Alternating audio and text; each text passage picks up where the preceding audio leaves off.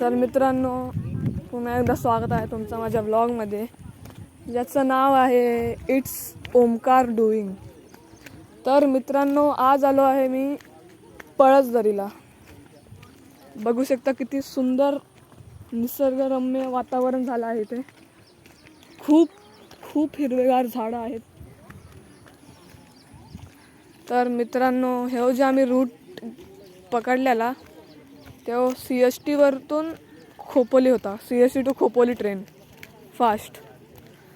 तर आम्ही घाटकोपरवरून ही ट्रेन पिक केली ती, कारण घाटकोपर स्टेशन आमच्या घरापासून खूप जवळ होते. त्यामुळे तर त्या ट्रेनने आम्ही आलो तर पळसदरीला, आणि आम्ही चाललो आता श्री स्वामी समर्थांच्या मठामध्ये.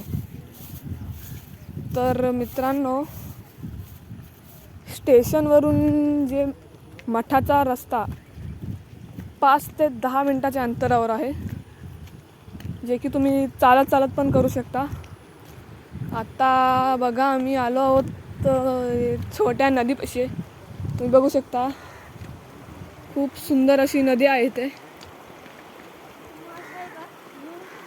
बघा, सुंदर अशी नदी आहे. तर मित्रांनो, भेटूया आपण पुढच्या व्लॉगमध्ये. तिथे मी तुम्हाला दाखवणार श्री स्वामी समर्थांचं मठ.